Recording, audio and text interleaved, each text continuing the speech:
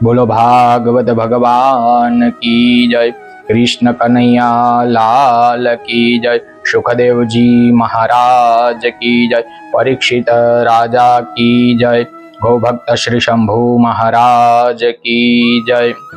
परम कृपाळु परमात्मानी असीम कृपाथी આપણે સૌ હરિક્ષેત્રની અંદર માં ભગવતીના તટ ઉપર બેસી માના ખોડાની અંદર બેસી અને સુંદર એક આયોજન થકી જે આયોજન ટીકાભાઈ અસ્મિતાબા તરફથી આપણને પ્રાપ્ત થયું તે આયોજનની અંદર આપણે સૌભાગી થયા અને તમે જે મન તન ધનથી ત્યાં સેવા આપી છે, જેમ કે રૂક્ષ્મણી વિવાહમાં પંચાલ પરિવાર તરફથી લાલભાઈ પંચાલ તરફથી ત્યાં એક નામ પ્રાપ્ત થયું. ભગવતીમાં રૂક્ષ્મણી માતાને કહું ખૂબ એમના મનના સંકલ્પો જે છે તે પૂર્ણ કરે.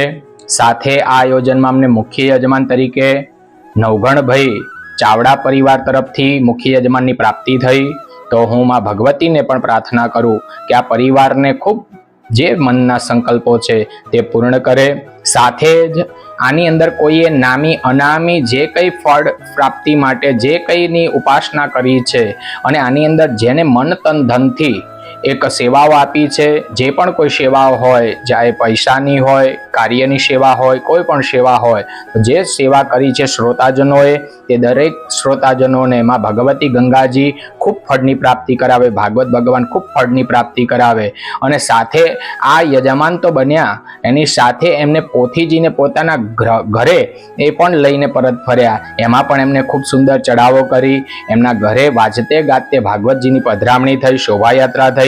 તો આ પરિવારનો પુનઃ લાખ લાખ કોટી વંદન સાથે માં ભગવતી એમને ખૂબ ખૂબ ફળની જે ઈચ્છાઓ જાગ્રત હોય એ બધી જ પૂર્ણ કરે.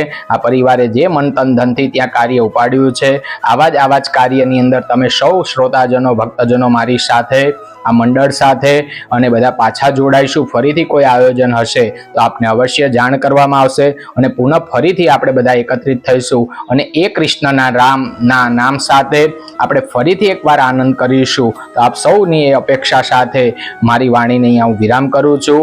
અસ્તુ. ભારત માતા કી જય.